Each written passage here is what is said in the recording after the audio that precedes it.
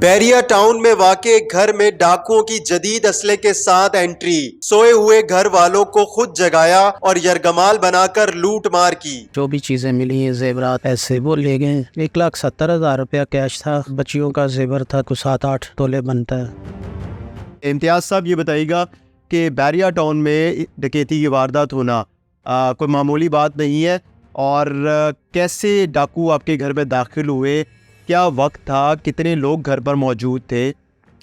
ये वाक़या जब हुआ रात के 2:30 बजे तकरीबन, हम सोए हुए थे एसी कमरे में इधर बेड पे, तो अचानक से अंदर कमरे में लाइट ऑन हुई है और 3 लोग थे। एक के पास ऑटोमेटिक कोई गन थी, बड़े साइज़ की थी, और 2 के पास पिस्टल थे, और उन्होंने अपने चेहरे जो है वो ढांपे हुए थे, हाथों पे भी ग्लव्स पहने हुए थे, और वो उन्होंने कहा कि जी आपके पास जो कुछ है वो कैश और जेवरात वगैरह जो चीज़ें हैं वो हमें बताए, हम आपको कुछ नहीं कहते।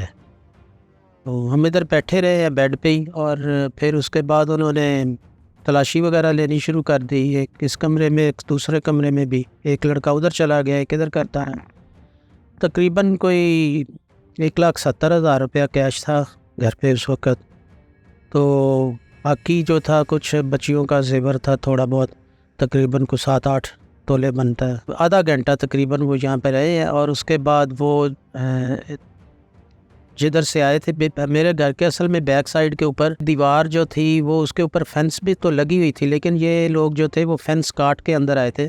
फेंस काट के आपके घर में दाखिल हुए, फिर एंट्री कराई है उन्होंने, और घर में कैसे दाखिल हुए? अच्छा, घर में वो मेरा जो कार पोर्च है वो आके खिड़की जो थी उसका वो शीशा खुला हुआ था, तो उसकी जो फेंस है जाली वगैरह वो काटी है उन्होंने, काट के तो सीधे अंदर आ गए घर के अंदर। आगे दरवाजे वगैरह कमरों के खुले हुए थे। तो जिस वक्त वो घर में दाखिल हुए उस वक्त घर में कितने मेंबर्स थे आप लोग? तमाम लोग सो रहे थे, और फिर किस तरह उन्होंने कहाँ पर आप लोगों को एक ही कमरे बंद किया? नहीं, वो उन्होंने जो था इसी कमरे में हमें बंद ही किया, समझ ले कि एक जगह पे बिठा यरगमाल बना लिया, असले के बना लिया, और उन्होंने कहा, मतलब बांधा शंदा नहीं है वैसे, उन्होंने कहा कि आपने मूव नहीं करना, आप इधर बैठ जाए आराम से। एक घर में मेड है, उसको भी इधर ही बैठा दिया था, और एक बेटी थी, और मैं और मेरी वाइफ थे। दूसरे कमरे में मेरी वालदा थी, वो तो बिल्कुल वो पैरालाइज हैं, बीमार हैं, वो तो हिल भी नहीं सकती, उनको तो पता ही नहीं कि क्या हो रहा है। दूसरे कमरे के पे भी वो उन्होंने अपना सर्च ऑपरेशन किया, वहाँ पे चीज़ें फैलाई हैं, निकाली हैं, अलमारियों से निकाल के फेंकते रहे हैं। जो भी चीज़ें मिली हैं, जेवरात वगैरह, जा पैसे वो ले गए। ये बताया कि जब वो आए, जाहिर सी बात है आधी रात को इस तरह कोई दाखिल हो घर में, और आप लोग सो रहे हो, और आप लोग खुद आकर वो उठाए, लाइट्स ऑन करें, तो इंसान के ऊपर तो खौफ तारी हो जाता है। बिल्कुल, बहुत ज़्यादा खौफ था वो उस वक़्त। पहले तो समझ ही नहीं आ रही थी, मैंने समझा शायद मैं कोई ख्वाब वगैरह देख रहा हूँ कि मतलब 3 लोग इस तरह से गन ले के अंदर आ गए, ये क्या हुआ। बल्कि 1-2 मिनट बाद मुझे एहसास हुआ कि भाई ये तो वारदात हो गई है।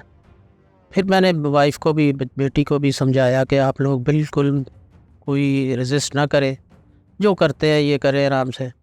लेकिन उन्होंने खैर हमारे साथ मतलब जो है ना सिर्फ इधर बैठाए रखा है, बदतमीज़ी कोई नहीं की, कोई ऐसी बात नहीं की। टोटल आपका कितना नुकसान हुआ है, और फिर बैरिया की सिक्योरिटी कितनी देर बाद आई, पुलिस कितनी देर बाद आई, अभी तक क्या पता चल सका है? अच्छा, उसमें ऐसा है कि टोटल जो मेरा लॉस है तकरीबन वो 20 लाख रुपए तक का है। तो बैरिया की खैर सिक्योरिटी जो थी वो तो 2-3 मिनट में आ गए थे, उनका रिस्पांस तो ठीक था।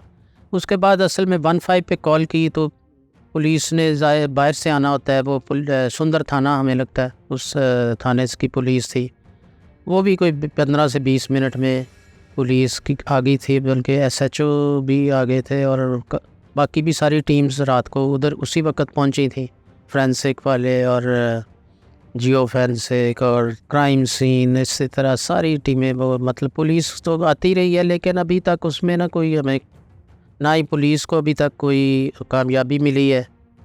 तो ये जो डाकू थे, इन्होंने जब यहाँ पर वारदात की, इस दौरान इन्होंने कोई टेलीफोन यूज़ किया, अपना मोबाइल, सेल फ़ोन, या आप लोगों के मोबाइल लेके गए हो? अच्छा, आते ही उन्होंने सारे हमसे मोबाइल जो थे ना वो अपनी कस्टडी में ले लिए थे।